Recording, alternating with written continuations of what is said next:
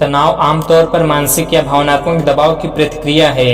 यह अक्सर इस भावना से संबंधित होता है कि आप किसी चीज पर नियंत्रण खो रहे हैं, लेकिन कभी कभी इसका कोई स्पष्ट कारण नहीं होता है। जब आप चिंतित या डरे हुए महसूस करते हैं तो आपका शरीर एड्रेनालाइन और कोर्टिसोल जैसे तनाव हार्मोन्स जारी करता है। यह कुछ लोगों के लिए मददगार हो सकता है और तनाव आपका काम पूरा करने या अधिक प्रेरित करने में मदद कर सकता है, लेकिन इससे दिल की तेज धड़कन या पसीना आना जैसे शारीरिक लक्षण भी हो सकते हैं।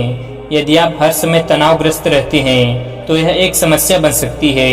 यदि आप जानते हैं कि आपके तनाव का कारण क्या है तो इसे प्रबंधित करने के लिए तरीके ढूंढना आसान हो सकता है।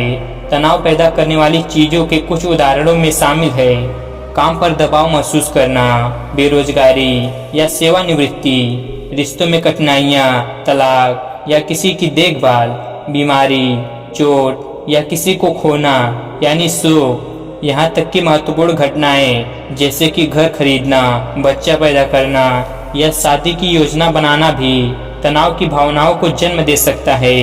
आप लोगों को यह समझना मुश्किल हो सकता है कि आप ऐसा क्यों महसूस करते हैं, लेकिन इस कहानी के माध्यम से आपको मदद मिल सकती है। जी हाँ दोस्तों, आज की कहानी जो मैं आपको सुनाने वाला हूँ इसमें आपको ये पता चल जाएगा कि क्यों हम हमेशा तनाव में रहते हैं और तनाव को अपने जीवन से कैसे खत्म करें। तो चलिए कहानी शुरू करते हैं। इससे पहले कि आप इस कहानी में खो जाएं, इस चैनल को सब्सक्राइब जरूर कर लें। एक बार की बात है, एक जवान बौद्ध भिक्षु अपने मन में उठने वाले नकारात्मक विचारों से बहुत परेशान था। न चाहते हुए भी उसके मन में तरह तरह के गलत विचार आते रहते थे। उसका स्वभाव भी काफी चिड़चिड़ा हो गया था।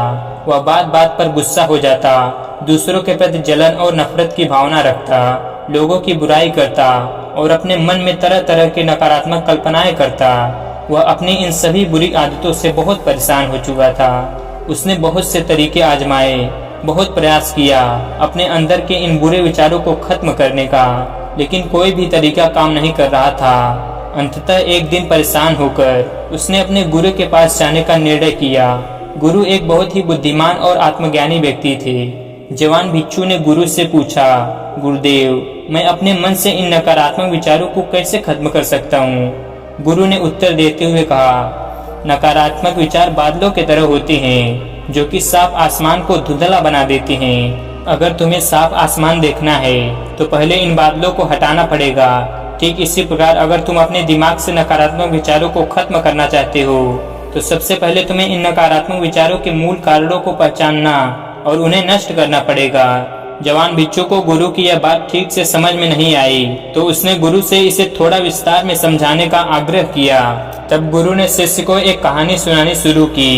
एक बार एक व्यक्ति जंगल से गुजर रहा था, तभी उसे रास्ते पर एक सर्प दिखाई पड़ा। सर्प को देखते ही वह व्यक्ति डर गया और वहां से भागने लगा। जैसे ही वह थोड़ा दौड़ा, उसका पैर एक पत्थर से टकरा गया और वह वहीं पर गिर पड़ा।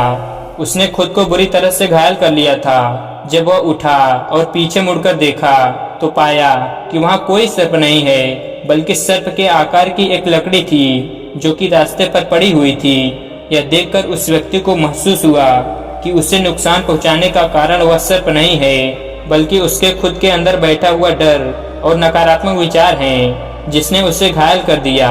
कहानी खत्म करते हुए गुरु ने उस जवान भिक्षु से कहा, मन के नकारात्मक विचार इस कहानी के सर्प की भांति हैं जो तुम्हारी परेशानी का मूल कारण नहीं है, बल्कि तुम्हारी समस्या का कारण तुम्हारे अंदर बैठा डर, हीन भावनाएं और अतीत के बुरे अनुभव हैं जो कि नकारात्मक विचार, गुस्सा और द्वेष के रूप में बाहर आते हैं। इसीलिए अगर तुम अपने मन से नकारात्मक विचारों को खत्म करना चाहते हो तो अपने मूल कारणों को पहचान कर उन्हें खत्म करना होगा।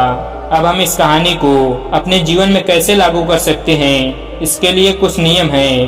पहला, माइंडफुलनेस यानी जागरूकता का अभ्यास करो।